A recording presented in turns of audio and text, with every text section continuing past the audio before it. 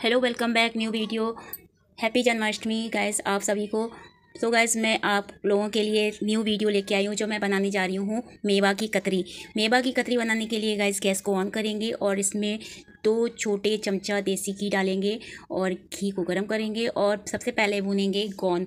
गोंद अच्छी क्वालिटी का लेना है और थोड़ा थोड़ा करके हाई टेम्परेचर में इसको फ्राई करना है। तो आप देख सकते हैं कि मैंने गैस को हाई फ्लेम पर रखा है और थोड़ा थोड़ा करके गोंद डालना है। गोंद गाइस अच्छी क्वालिटी का अगर होगा तो बढ़िया आपका फूल फूलेगा और बढ़िया बनेगा। तो गाइस इस तरीके से आप गोंद को फ्राई कर सकते हैं, तल सकते हैं। तो इस तरीके से मैं गोंद तल लिया है और गोंद को देसी घी में ही तलना है। तो गाइस जन्माष्टमी में गाइस मेवा बनाने के लिए गाइस इस तरीके से आप बना सकते हैं। बहुत ही जल्दी बन जाती है, बहुत ही आसानी से बना सकते हैं आप। अगर आपके पास मावा कम है तो भी कोई प्रॉब्लम नहीं, आप कम में भी बना सकते हैं। ज़्यादा है तो ज़्यादा में भी बना सकते हैं। तो गाइस कान्हा जी के लिए भोग लगाने के लिए तो आप सभी लोग प्रसाद बनाएंगे, तो प्रसाद आप इस तरीके से गाइस आप बना सकते हैं मेवा की कतरी। तो बहुत ही आसानी से बनने वाली है। आप पूरी वीडियो देखिएगा, आप मिस नहीं कीजिएगा। अगर आप पूरी वीडियो देखेंगे तो आपको लगेगा कि हाँ मावा की कतरी कैसे बनाई जाती है। तो गोंद इस तरीके से मैंने तल लिया है। तो घी मैंने क्वांटिटी मैंने बताया था, छोटा चमचा 2 छोटे चमचा डालना है और इस तरीके से गोंद को पूड़ी की तरीके तल लेंगे। तो लीजिए गोंद बनकर तैयार हो गया है फ्राई। इस तरीके से गाइस आप गोंद फ्राई कर सकते हैं। तो अब चलते हैं सेकंड स्टेप पे कि गोंद की कतरी कैसे बनानी है मेवा की। तो कढ़ाई गर्म हो रही है। गर्म होने के बाद इसी कढ़ाई में आपको डाल देना है घी। तो बस 1 चमचा छोटा घी की क्वांटिटी थोड़ा थोड़ा करके डालना है, एक साथ नहीं डालना है। तो अब मैंने लिया है मखाना, छोटे छोटे पीसेस मखाने के कर लिए हैं। तो मखाने को अच्छे से फ्राई कर लेंगे। मखाने को गाइस तलना नहीं है, बस 1 चमचा घी डालकर मखाने को कुरकुरा कर लेना है। तो करारे हो जाएंगे तो कतरी बन में भी बहुत ही ज़्यादा स्वादिष्ट बनने वाले हैं। तो इस तरीके से गाइस मखाने को भी उसी कढ़ाई में ही फ्राई कर लिया। अब तब आगे देखेंगे कि मखाना अच्छे से बन गया है।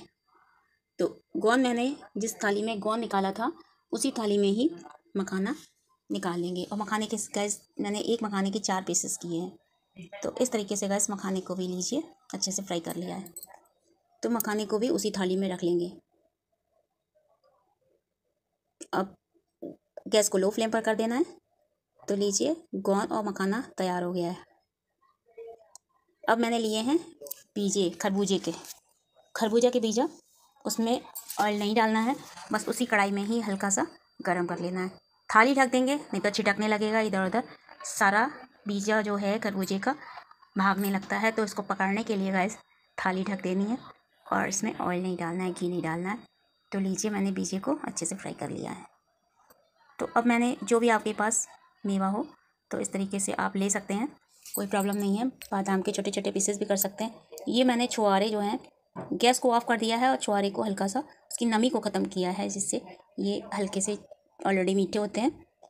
अब मैंने लिया है गरी के लच्छे जो होते हैं, जो गरी होती है, गरी नारियल का गोला जो होता है उसको कद्दूकस कर लेते हैं तो उसके जो लच्छे निकलते हैं तो वो मैंने घरी में किए हैं। मैंने एक नारियल को लिया था, फोड़ लिया था और फोड़ने के बाद उसको लच्छे निकाल लिए थे कद्दूकस से। तो इस तरीके से अब इसमें भी ऑयल नहीं डालना है, ऑलरेडी इसमें घी होता है। और इसको भी अच्छे से फ्राई कर लेना है। तो इसी के गरी के लच्छे, तो गरी को भी अच्छे से फ्राई कर लिया है। तो इसको भी निकाल लेंगे। गैस को लो फ्लेम पर ही रखना है। तो इसको गैस गरी का बुरादा भी बोलते हैं, गरी के लच्छे भी बोलते हैं। तो इस तरीके से तेज़ आंच में अगर आप करेंगे तो ये जल जाएंगे। तो इस दूसरी थाली में भी निकाल लेंगे इसी तरीके से। कढ़ाई को साफ़ कर लेंगे। तो लीजिए मैंने सारा गरी के लच्छे जो हैं, गरी का बुरादा है, उसको भी अच्छे से फ्राई कर लिया है। अब लेंगे 1 गिलास पानी चाशनी बनाने के लिए। चाशनी की क्वांटिटी बिल्कुल परफेक्ट रखनी है। और मैंने लिया है 250 ग्राम से ज़्यादा चीनी, 300 ग्राम समथिंग चीनी है। ज़्यादा चीनी का इस्तेमाल नहीं करना है क्योंकि ऑलरेडी बहुत ही ज़्यादा मेवा में ज़्यादा चीनी हो जाएगी तो ज़्यादा अच्छे से मीठा बहुत ज़्यादा हो जाएगा। तो 1 कटोरा बॉयल आपने देखा है, तो 300 ग्राम समथिंग मैंने चीनी इसमें डाल दी है। चाशनी में बॉयल आने लगी है। अब चाशनी 2 तार की बनानी है। अब इसमें मैंने डाल दिया है किशमिश, 1 कटोरी। किशमिश को फ्राई नहीं किया है। गैस को हाई फ्लेम पर करेंगे और इसको बनाएंगे 2 तार की चाशनी। 2 तार की चाशनी को आप इस तरीके से जब दबाएंगे तो उंगली में अच्छे से जब चिपकने लगती है चाशनी, तो इसमें 2 तार निकल कर आते हैं। तो इस तरीके से गैस 2 तार की चाशनी जब बनने लगती है, एक नॉर्मल टेम्परेचर का पानी लेंगे और इसमें डालेंगे, तो आप देख सकते हैं कि नीचे चाशनी जमने लगी है। तो ये गैस इस तरीके से भी आप पहचान लगा सकते हैं कि चाशनी परफेक्ट तैयार हुई है कि नहीं। तो अब जो करछली से इस तरीके से मैं डाल रही हूँ, तो अब आप देख सकते हैं कि 2 तार निकल कर आ रहे हैं। और जो कढ़ाई होती है, कढ़ाई के किनारे जो चीनी जो है चिपकने लगती है, जमने लगती है। तो अब आप देख सकते हैं चाशनी परफेक्ट तैयार हो गई है। तो इस तरीके से जब चलाएंगे और चलाने के बाद गैस को हाई फ्लेम पर ही रखना है। और ये 2 तार की चाशनी बनकर तैयार होगी। अगर 3 तार की चाशनी हो जाएगी तो आपकी मेवा जो है अच्छे से कतली नहीं बन पाएंगी, जमेगी नहीं। तो ये आप देख सकते हैं कि 2 तार मैंने दिखाए हैं, कैमरे में अच्छे से दिखाया है। ये 2 तार की चाशनी ही आपको बनानी है। तो ये परफेक्ट बनकर तैयार हो गई है। बड़ी सी परात ले लेंगे या बड़ा सा थाली ले लेंगे, उसमें लगाएंगे घी, देसी घी लगाना है। चारों तरफ ग्रीस कर लेंगे अच्छे से। और ग्रीस करने के बाद जो मेवा मैंने फ्राई की थी वो इसमें डाल देंगे। तो वैसे आप सभी को जन्माष्टमी की बहुत बहुत शुभकामनाएं। सो वैसे अगर आपको मेरी वीडियो अच्छी लगी हो तो कमेंट में सब्सक्राइब जरूर कीजिएगा और कमेंट में जय श्री कृष्णा लिखिएगा, क्योंकि जन्माष्टमी के लिए मैं बना रही हूँ ये प्रसाद। तो आपको प्रसाद की रेसिपी कैसी लगी गाइस, कमेंट में ज़रूर बताइएगा। कौन सी जगह से देख रहे हैं, कौन से शहर से देख रहे हैं, तो बताइएगा। तो इस तरीके से गाइस जो मैंने फ्राई की थी, तली थी, गोंद तला था, फ्राई किया था, कितने भी आपके पास मेवा हो तो अपने अकॉर्डिंग आप ले सकते हैं। अगर कम है तो कोई प्रॉब्लम नहीं, ज़्यादा है तो ज़्यादा ले लीजिए।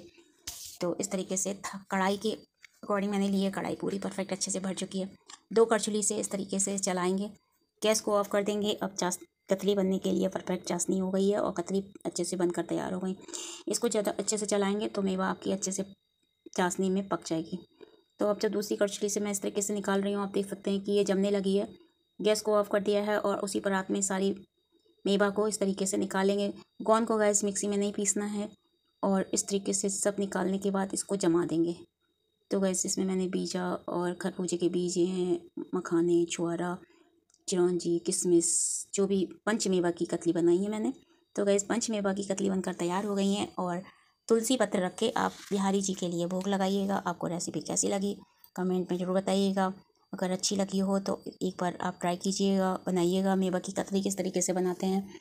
तो ये मावा की कतली बनकर तैयार हो गई है। एक गिलास ले लेंगे, बराबर से सबको कतली को जमा देंगे और इसको 1 घंटे के लिए पंखे में रख देंगे। जब पंखे में रख देंगे तो ये जम जाएगी और जमने के बाद इसको काट लेंगे। तो गाइस जन्माष्टमी में इस तरीके से आप रेसिपी बना सकते हैं। जन्माष्टमी में या नवरात्रि में या कोई व्रत है आपका, उसमें भी आप बना सकते हैं। गणेश जी के भी दिनों में आप मावा की कतली बनाइएगा और भोग लगाइएगा।